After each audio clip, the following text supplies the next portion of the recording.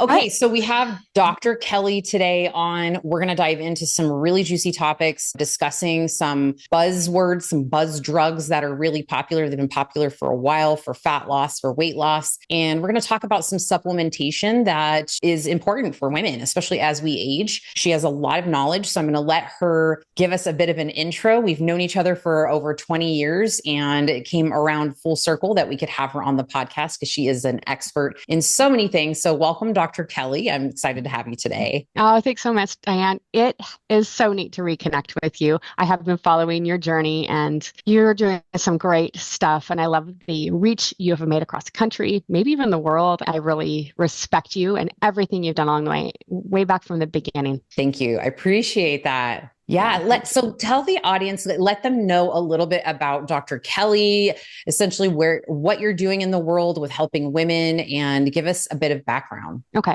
So my name is Dr. Kellye. I am a doctor of pharmacy and I'm also a naturopathic doctor. And I am currently based here in Idaho. I have worked in California, which is where I met Diane, Nevada and Hawaii as well. And so as a doctor of pharmacy, a large part of my career was in the compounding arena where we made medications. We would make formulations and we would make the medication, things that weren't commercially available. And often the large part of compounding is really with women's health, hormone replacement. I worked a lot with men's health as well. But when I originally got into this area, and I wasn't expecting to get into this actually at all, I had moved to a new town with my husband and I went to a pharmacy that did infusions because that's what my background was prior to that. And they didn't need a infusion pharmacist. They needed a compounding pharmacist. And I was like, I'm in my early 30s. I know what compounding means. I know that means I'm going to be working with hormonal, menopausal, perimenopausal women a lot. And I'm not ready for that. That was a category of people that I didn't feel like I would connect with. And I had a bad impression of them as well, which I learned really quick. I was wrong. So I took that job because I needed a job. And it was the best education I could have ever had for myself, for my health and my future health at the time.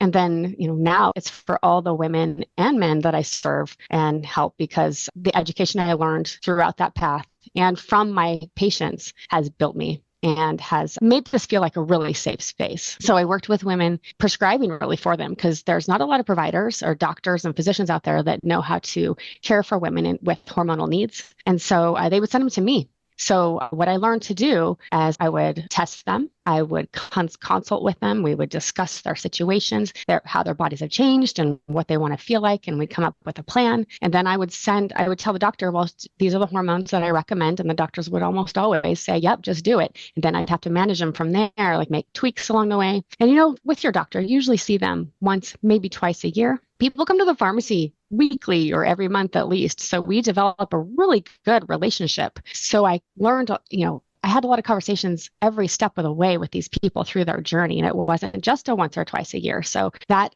furthered my knowledge about the perimenopausal, menopausal world. And then some providers just rely on compounding pharmacists a lot. It wasn't just me, but it's a lot of compounding pharmacists across the country have these great relationships with their patients and providers, helping them do their best for their clients and their patients. So fast forward 20 years, I worked in a couple different compounding pharmacies, learning that in different towns, learning that it's really the same story everywhere I went.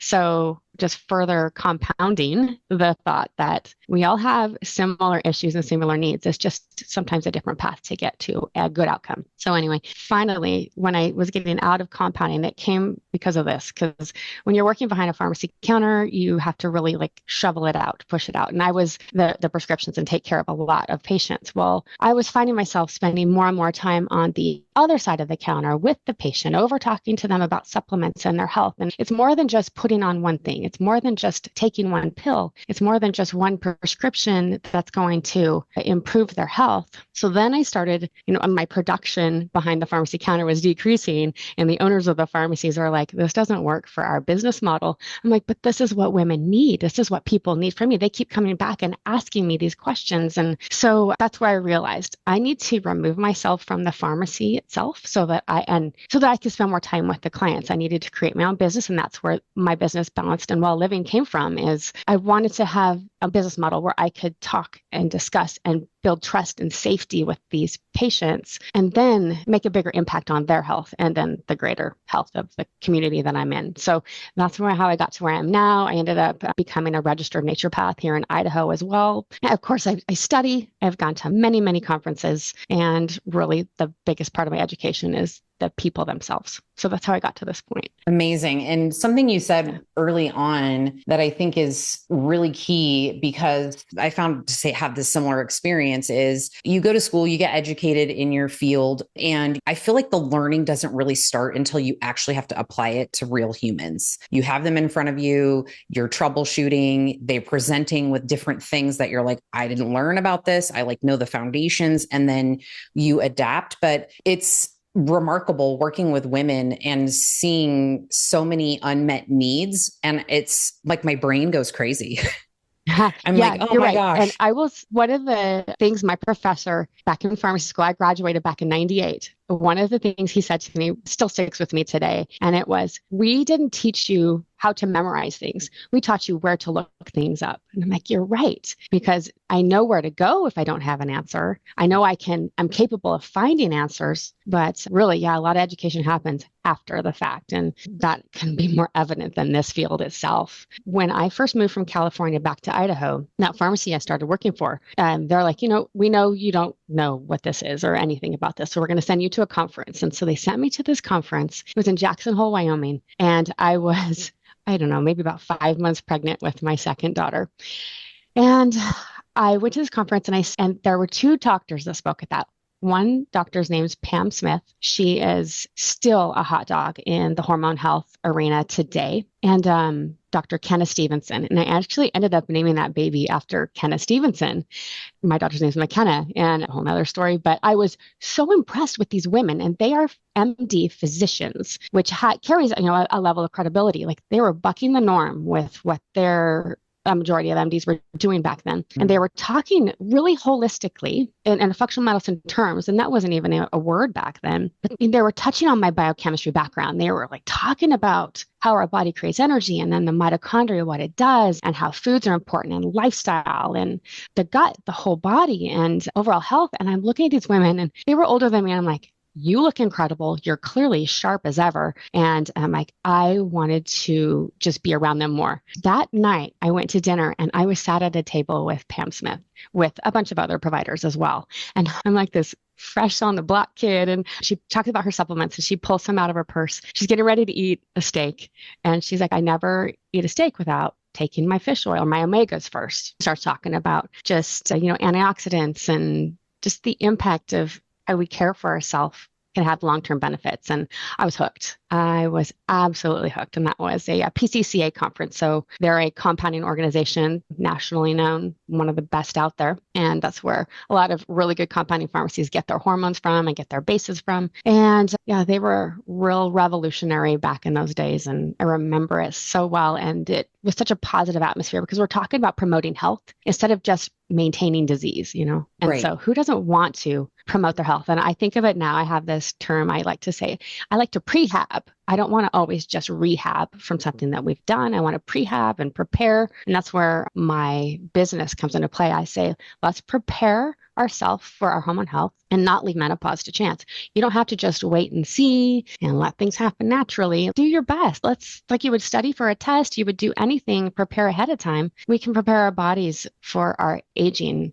years because we're going to age. That's not a secret. We're going to hit menopause at some point. That's not a secret either. 100% of women hit menopause some way or another. And, let's be ready for it so that it doesn't throw us into some crazy tailspin and turn us into somebody we don't like ourselves. So important. Now, along the lines of that topic, we were talking yesterday about I was sharing the struggles that I have with really being passionate about sharing this information, right? I'm not the expert, but I'm like collecting the experts so I can continue to push this content out. So the women that I'm in touch with realize the importance of preventative health and just being, again, proactive before these things happen. happen. And you had said something that I found was really just, it puts it all into perspective, I guess, because I was sharing with you the frustration that I have as a coach when I'm working with women and telling them, let's have your hormones checked. Let's do these things, make sure things are good. And they go to their primary care, their physicians, and they don't want to order the specific tests, or they order baseline tests, but it's, oh, you're fine. And they kind of make them feel a little bit crazy. Right. And I also mentioned that I often will try to get them to see an alternative doctors so that way they can have some deeper testing done. And a lot of time the pushback I get is, well, my insurance doesn't cover it and it's not something that's covered. So can you just tell me what to order so I can tell them? It's like this whole, try to work around the real thing that we need to do. And you had said something about insurance. Do you remember what you said? I do. And I'm guilty of this too. We always want to know, well, is it covered by my insurance? Or everybody's, well, is that medication covered by my insurance? Is that test covered by my insurance? So this is what I like to say. We do rely on our insurance for a lot of things. And I feel like the insurance companies, they're winning at life because they're raking in the dough, right? But we shouldn't expect them to do everything for us. Like our car insurance, for example. We don't expect our car insurance to pay for our oil changes or to rotate our tires or to vacuum out the inside of our car. We don't rely on our car insurance. And it's not something anybody really ever questions, right? So why should we rely on our insurance to maintain our health? The insurance is really there for your sickness. It's not there for your health. So we need to think outside of the box when it comes to taking care of our health and invest in ourselves. Like we would invest in anything important in our lives. We invest in certain products to build our home so that the home structure stays healthy and strong. So it'll last us the 50 plus years we hope to be in that house. This is our house. So how are you going to keep this healthy and strong so that you can really live and be a participant in your life as you get older? So good. I oftentimes say, this is the only place you have to live, right? It's the only place is your body and I call it your meat suit. This is your meat suit. You only get one, you can't do it over. So you want to get it right. And it's remarkable when I see women who actually invest in this piece of their health and take it seriously and realize that it is very impactful, not just on their body, but their mind, right? That's true. How their mindset and their stress. And I don't think people realize how connected hormones are to your mental well-being. And I would love for you to just talk on that for a minute, if you wouldn't mind. Oh, that's the truth. It's funny you brought that up because I work out now. When I go and work out, it's for my mind. It's for my mental health. That's the first place I benefit. You work out on a consistent basis and your body's going to show the results of that. But if you haven't worked out for a month and you go to the gym just one time, you're going to feel the emotional benefit of that. So I think working out is so good for your brain, but there's more than just sex hormones that we're dealing with. But a lot of times in my genre, we're really talking about sex hormones, but there's so many hormones, they interact with each other and they play with each other and they depend on each other. So sometimes if one is low, another one might be like trying to make up the difference for it. And that might make us feel a little off, but still all of this balance has to do with how your body and your mind is going to feel together. So yeah, hormone health is very important for our mental health and our physical health as well. Yeah, it makes a huge difference. I know that we oftentimes see women in their, 40 and over. It's like low libido, low mood, just the typical symptoms like night sweats, irritability, emotional, hard time sleeping. I'm sure there are a plethora, but those are the ones that I see most common. And it's amazing to me when they finally get in and get their hormones balanced, how the difference is night and day, right? And I hear so many times like, man, I did not realize that I felt like crap until I felt good. And then I'm like, oh, how was I doing that for so long, right? I'm sure you hear that too. Yeah, because it can be a real gradual process. The decline of our hormones is gradual and we kind of think it is normal. And I feel like a lot of us blame just aging on the way we feel. And it's not necessarily the chronological number that is the problem. It is what's going on inside of us. So it is the decline of those hormones. Hormones are fat soluble things in our body, take a while to find what we refer to as steady state. So when it comes to fat loss, weight loss, there are still a lot of questions with the compounds and the peptides and things of that nature.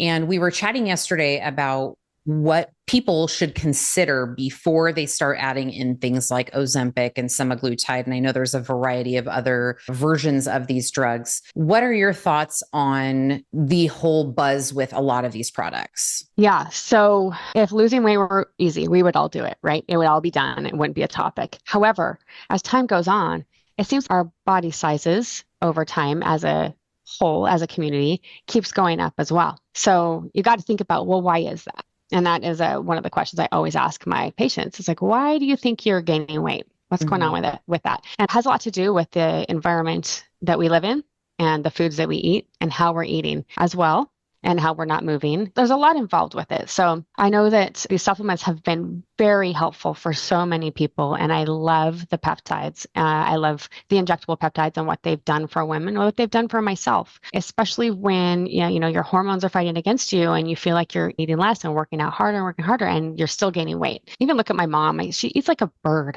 And I'm like, how could you be the weight you are and eat like a bird? So there's more to it. So that's what I'm getting at. Weight loss is complex, and you can't just expect to take one pill or take one injection and it's going to all be done and good. You have to walk the walk and talk the talk and make some changes, and you really need to prep your body for what's to come. So if you're planning on using these peptides and experience some, hopefully some significant weight loss that you're battling and struggling with, then you need to be ready. So there's a lot of people who fail or don't do as well because they haven't done this. They just go straight into it and they don't make any changes. So you can't expect to lose weight or at least maintain that weight loss by eating a lot of processed foods. You have to clean up your environment, not just the environment you live in, because there's a lot of interfering toxins in our world. In the hormone world, we call a lot of these things endocrine disruptors or xenoestrogens. If you've heard that word, xeno starts with an X. So xenoestrogens, they are chemicals, preservatives, pesticides, colorants, fillers, all the stuff they use to make processed foods, to make your house flame retardant, to make the scented things in the air that you think is making your house better, but they're all interfering with the body. So you need to clean up your environment. You need to clean up your body. You need to have a healthy gut. So that the good food you're eating can actually absorb and get into the body. You need to plan and prepare. I think that is probably the best advice I could give anybody is you need to prepare to eat well. You can't just expect to eat well because you're like, I'm going to eat good today. Well, do you have good foods in your house? Did you get rid of the bad foods? How have you prepared to eat well? Then you also need to know what eating well is. And like you and I talk about, whole food diets is the best food diet. There's keto, and there's vegetarian, and there's Mediterranean, and there's all these great things that we can think about and implement, but are they sustainable for your lifestyle? And to me, the best sustainable thing is whole food diet. And whole food is eating the food the way it comes from the earth or the animal. So for instance, lunch meat is not a whole food. And there's stuff in there to make it shelf stable. So anything that makes anything shelf stable can be very inflammatory to us and it'll sabotage your outcome. So, and I probably went a little off the question you had asked. No, that's great. But is it okay? So when I start women and men on these peptides, any kind of peptide or any kind of diet plan, you really have to clean up your terrain and then you're going to be more successful. But if you don't, and if you start just right off the bat, you're going to probably have more symptoms, more side effects. You're going to blame the drug when you should really be blaming what you're working with first. And so you need to have that education and that help. I know what that is. I start a lot of people on detox programs first. I've got a really great detox program I like. It's only 3 weeks long. So it's something people can actually do if you can do it for 3 weeks, then you can do these shots for 6 months, whatever you need to do. But my most successful clients are the ones who have done some detoxing of their life, their environment, and their body first. Can you give us just a few of your detox maybe go-tos that are the most important before you have people start any kind of protocols? So yeah, cleaning out the pantry, get rid of all the processed foods that don't serve you. And I know that we may have our crutches, maybe have a corner of crutch food in your pantry. Guilty. Yes, exactly. Yeah. But, chips and cereal bars and Mm. cereal itself is not my favorite. Canned soup. Gosh, I hate to like badmouth some of these products, but they're just No, I not, mean, I they're think it's not good for our important, body. right? I mean, Yeah. I'm a huge advocate of having some flexibility and all things in moderation, right? Like we're Hmm. humans, there's a lot of things available to us that are part of our culture for socializing and enjoying life. I Hmm. just think it becomes more of an issue when it's too much fun and not enough whole foods, right? Hmm. And it should Yep. be the opposite. It should be whole foods here like 90% of the time, in my opinion. Yep. And that 10% is these little things that are Yeah. sprinkled in occasionally. Yeah, for sure. And so we often focus on what we can't have, and that can make people feel really restricted. So I Mm-hmm. do tell people focus on what you can have, nuts and seeds, and you Mm-hmm. can have fruits and vegetables. And sometimes some certain fruits and vegetables have some health experts. Some health experts will say, well, don't eat that because that's got so many carbs in it. Yeah, but it's a potato, but it's not a potato chip, right? So I think a lot of these whole foods are still really good for you if that's what you're focusing on. So you had asked me like, what are some like ideal ways to detox your world before you get started? So yeah, clean out the pantry, clean out the refrigerator, get rid of the sauces and bottles of squirty things that you use to flavor your food that have been sitting in your fridge forever. They're just clutter, they're noise, and fill your food with or your fridge with food that is good for you to eat and focus on. And that is one thing. And then so that's one way to detox is that. Another way, I just blanked. I just blanked. I think I've heard like Xeno. I know I've had another physician Oh, on that's it. talking about like plastics and That candles and fragrance stuff that's in your home. plastics is the worst. I tell people get rid of that memorabilia you got at that baseball game, that cheap plastic cup that says whatever your team is. That is not good for you. Microplastics are a reality, and even how these leach into our food, especially in extreme temperatures, hot and cold, plastics are awful. And so I say get rid of the Tupperware that your mom handed down to you that she bought as a set in the 60s. Mhm. Never use plastics in the microwave. Stick to paper, stick to glass. Even if it's deemed microwave safe, it's chemically laced to nonstick things are chemically laced. Yeah, that is plastics are the probably the worst thing. And then scents in your cars, scents in your homes, candles. Gosh, I love the way a room will smell when it's all the holiday scents or fresh flower scents and stuff, but those are all chemicals and they're interfering with our hormone health and they're sabotaging your weight loss health. So, like I said earlier, hormones are fat soluble. A lot of these chemicals are fat soluble as well. So, if you have extra fat cells and you're exposed to all of these chemicals, then they are harboring in your fat cells as well. Anything that's fat soluble takes longer to get out of the body. And so, if you're losing weight, and these fat cells are opening up and all these chemicals you've been storing causing inflammation in your body start to get released into your system, then you're going to have symptoms, side effects, headaches, nausea, all those are the big ones. But that is not necessarily the medication you're taking. It's your body detoxing because now you're forcing it into your system, dumping these chemicals into your system, and then you're going to experience that feeling. So sometimes that's a conversation I really have to have with people. It's like, let's talk Right. about what's really happening biologically as a result of the environment you've been in. Another thing I think about too is all these beautiful green lawns that we love to spend our time in, they're most likely have been sprayed with things to keep the weeds from growing and things to keep the lawn green. But we walk through that stuff all the time and we bring it into our homes. The air in our homes can be really bad too because of stuff that's come up through the earth or stuff that's come in from us. So I tell people open your windows every day or the doors at least. And I know where I live right now, it's cold, but I love when my dog has to go out, I leave that door open. I let that fresh air come in, kind of let that air recycle in the home. Air filters are a good thing to do as well to detox your environment. Air purification systems are very helpful. We just recently got a new AC system and it has a meter that tells me if the air quality is changing, and I'll get alert on my phone a couple times a day that the air quality is poor in my home. And I never knew that before. Smells the same to me, but that means there's off gassings from the carpet, from the couch, from the curtains. I can get to be a real bummer when I start about detoxing because it's like everything's bad for you. And my kids hate it, but I'm because sure. they love to have smelly things in their cars. Yeah. They always have something hanging. And the first thing I think when I get in those cars is, I don't want to breathe in here because this is not good for me. And then when they start complaining about their hormone health, I'm like, listen here, kiddos, let me give you this talk again. You need to get Yeah. rid of all these artificial scents.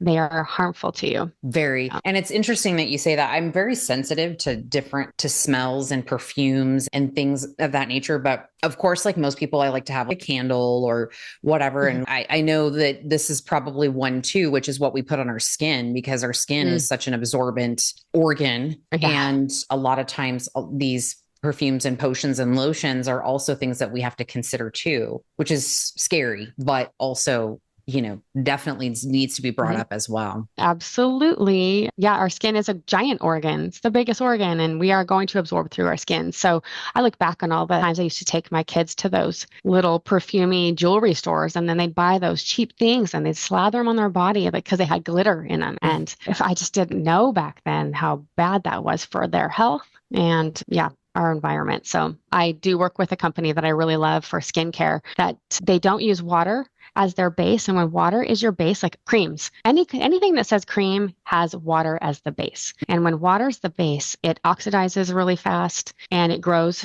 fungus really easily, fungus and mold. So a lot of the skincare products on the shelf have to be full of preservatives and fillers to make them shelf stable so that these things aren't going to be grown in there. So what are you doing? You're just lathering that stuff on your body, those preservatives and fillers that are inflammatory to the system. And when things are inflammatory, you're just promoting disease that way as well. We need to avoid inflammation. That is like the best way to grow up living healthy and strong, is avoid inflammation. Our hormones can be very anti-inflammatory to us, but if our hormones aren't healthy, they're not there to help us. Estrogen has anti-inflammatory properties. So when we lose our estrogen, our body starts to become very inflamed, and that can backfire on us with weight loss when our estrogens decline. And then you're putting on these fake estrogens, and then your body's really confused from that as well. So clean product lines is very helpful. Finding clean supplements is very helpful as well. I do avoid big box supplements, big box location, big box pharmacies, things like that, because if it's cheaper, it's been made cheaper. It's not been made in an optimal way to promote your health as well. Right, right. Yeah. I've always mentioned that throughout the years with supplementation, and just making sure that you're just not grabbing like whatever's on clearance at CVS, right? Yes. And a lot of times it's just poor quality ingredients, and it's tempting, I know, right? Because if you're on a budget or you're doing these things and you just want to be healthier and you want to start simple, I almost always recommend, and you can tell the audience otherwise, but I always almost recommend that investing in a few higher quality supplements versus a plethora of just very low quality supplements, right? That's very important. It's almost like when you go grocery shopping, you do better if you could buy everything organic. That may be out of your budget as well, but supplements, it's the same thing. So a lot of people aren't aware of nutraceutical supplements. Nutraceutical are more like pharmaceutical supplements. So they have testing, they use the high quality products, and not all products are created equal, just like with anything in life. Not everything's created equal. So I like to use nutraceutical companies because of the quality that they put into their products. And if I'm going to be taking this B complex every day, for example, I want to know that it's a high quality product because I'm using it to make, at the smallest cellular level, my body work better. And so nutraceuticals are a better way to go than just a supplement at, this 2-for-1. Sometimes they see 3-for-1. I'm like, well, what is wrong with it? Why is it 3-for-1? And these things are usually full of dyes. The things that I don't like to buy are full of dyes. They're full of allergens, inflammatory things. And it just blows my mind. Like, why do we have to put all this garbage in there? Well, it's fillers. And in working in the compounding pharmacy, you'll have your active ingredient that may only fill up an eighth or a quarter of the capsule size. So what's the rest of the stuff inside that capsule? And so when you go for nutraceuticals, they're most likely going to be a white, clear capsule product. And if there's any color in there, it's from the chemical itself that is actually doing the work. So B vitamins are often yellow in color, so you'll see that inside there. A multivitamin, you can see through this clear capsule what's actually in there. So you'll see speckles of different colors because that's what the nutrient is. Their base nutrient color actually is. It's not added blues and added greens and reds and all that stuff that over time, as you consume these daily, over time is going to build up and be negative to your system. So important. Good quality supplementation, man. It's forever something I feel like I'm talking about. So, I know we're almost at time, so I want to be respectful of your time. One last question I have for you is just to leave the audience with maybe some sort of action to take today in terms of improving their hormonal health. Is there any like tip or suggestions you would have just thinking about the average woman over 40 who is premenopausal or somebody who's already entering menopause that they can start to see some benefits from, whether it's a supplementation, whether it's a lifestyle tip or something like that that you have seen to help your clients? That's a great question. And I love this one because it's something you can start as early as 35, 40, 45, it's even 55. It's never too late. And our hormonal journey can start at different times. So, some women may have hormonal issues in their teens and carry it all the way up until menopause. And then menopause is a wild experience for them that they don't like. So yes, there's things you can do now that I tell everybody. And I've learned this from watching women over the years as well as my education. So number one, control your stress. You're going to have stress. We have stress every day. I've got stress multiple times a day, but you got to learn how to respond to that stress and what you can do to your mental and physical health to help you best cope with that stress, because stress can sabotage your hormone health. With me, it's a couple things I do: breathing exercises, physical exercise itself. Movement is very important as a stress management tool. Having good relationships is really healthy to help control stress, because good relationships will give you laughter and also give you a way to offload some of the stress you're carrying. So if you have toxic relationships around you, try to work on that. So stress. I also take adaptogens. Adaptogens helps me at the adrenal level with my stress. And so you have favorites? My favorite adaptogen, there's one called Stress Balance from Thorne. That is a blend of, I love Thorne. Thorne used to be an Idaho company. They got too big for their britches. They had to move to a bigger facility out of state, but I loved it because I could always grab the bottle of Thorne and I'd turn around and see made in Idaho. And people like, oh, that blows my mind. But anyway, that's one. There's also one by Zymogen I really called Cortisol, Solve the Problem. That's my favorite one too. But then they're usually like a blend of, say, ashwagandha or rhodiola. Theanine is a go-to for me as well, especially for some younger people or people new to adaptogens who need something simple. Theanine is a really good one. It's just a green tea extract. But I love being in stressful situations. I kind of thrive on it, but I have to do it with my adaptogens. Yeah. And again, like for your hormone health, if you're not controlling that stress, then you're going to sabotage your sex hormones and your adrenal hormones. And what's going to happen as a result of that? You're going to gain weight. Your body's not going to know how to lose the weight, and you're inflammatory all over. So that is one of my things, is manage your stress. There's multiple ways to do that. The other one is take good quality supplements. You have to have a nutrient-rich body so that your body can work at the smallest cellular levels to promote your wellness as you get older. So your body's going to be interfering or having interference along the way. But if your body's not healthy and nutrient dense, then it's not going to be able to handle things. So I always recommend a good quality nutraceutical multivitamin, an activated B complex. And that means your B vitamins are methylated. And if they're methylated, then you don't have to worry about your DNA SNPs or your cellular processes actually activating it itself. So and nothing that is displayed on a bottle, like methylated, like on the ingredients? Yes, it will say in there. So for instance, B12, a lot of people go to B12 as a way to help with energy. And I'm a little more complex than that. It's not all B12. But the B12 you'll mostly see out there is called cyano, is cyano. You'll see cobalamin on the label, but what would be a better upper level on that would be methylated B12. Okay. Higher quality methylated B12, it's actually going to absorb better. You don't have to rely on certain processes in the gut to actually be present. Stuff we lose with time, the absorption of B12 through the gut level works better with methylated B12.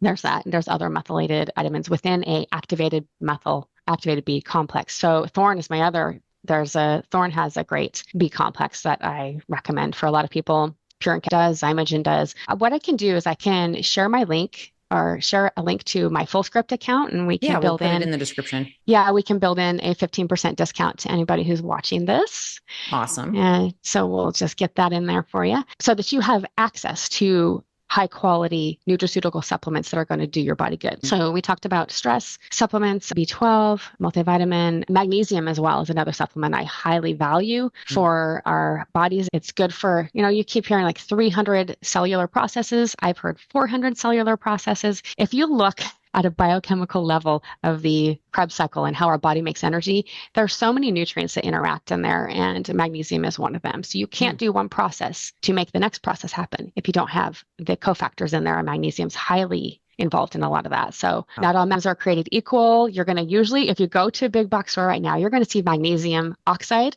or magnesium citrate on the shelf. Guess what we used to use as a prescription for colonoscopy preps? Magnesium citrate. Mag citrate sodas. So if you see mag citrate on the shelf and you think you're taking a magnesium supplement, you're actually getting something that's going to make you go to the bathroom real well. And it doesn't, it's because it doesn't absorb into the body. So magnesium glycinate would be a better choice. Magnesium chelates would be a better choice as well. Okay. So movement, stress, sleep. Oh, movement, sleep. Yeah, sleep is important. Focus on your sleep. You detox when you sleep.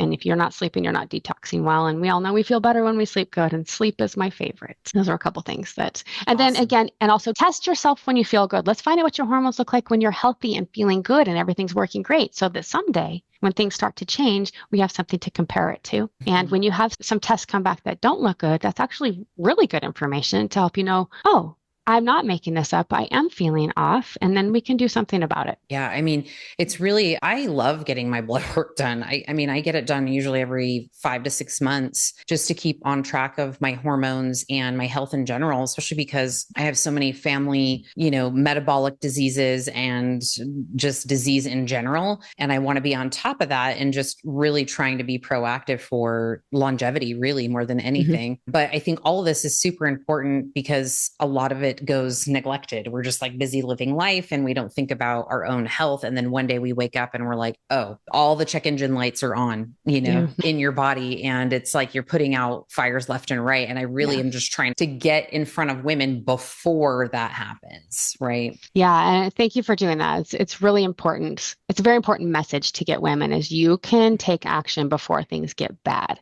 but sometimes you don't know what that is. So if you're in tune with your body and you're educated on what these changes in your body might mean and how they can have a relationship with your hormone health, then you know what changes to make. And that's something I talk about in my digital program and I have a digital program people can watch on their own time. I know a lot of people are shy about sharing what's going on with them, and shy might not be the right word, but they're just reserved. They're like, this is personal. I don't want to get in a big group and talk about it. So I created this digital program so people can become familiar with perimenopause and menopause and see what's going on and start to get in touch and say, oh, I haven't been sleeping good lately. It might not just be my X, Y, and Z. It might be that my progesterone's low. Maybe I better get that checked. Just little things little tweaks we can make along the way to improve our health instead of having to wait until you have the hot flashes and night sweats and periods are stopping or they're all over the place and you don't know what to do with it. There's things you can do before that happens. Absolutely. And we will leave it right there. And this was a really great conversation, just more information to share with the women that are finding the podcast and obviously curious about these types of things, especially if they're in that demographic or wondering, what is wrong with me? What is going on? But let's tell everybody where they can find you and get in touch with you should they have questions or they're interested in possibly your courses, working with you, all that good stuff. Okay. Yes, I have a website. It's drkellyeshab.com, and that's drkellyeschab.com. I'm also on Instagram, Dr. Kellye Schab, and my email is very helpful, and I love responding to people by email, connect@.com. Amazing. Well, we'll link everything up in the show notes as well, so everybody can find you with a quick click and reach out. But I want to thank you again, Kellye. You're such an amazing human. I'm glad we reconnected after all these years, and especially in this way, right? Where we can come together and you can share your knowledge and I can share it with my audience. So I appreciate you for your time. Thank you so much. All right. It's been great being here, and I can't wait to see more from you too. Thank you, Kellye. Bye-bye.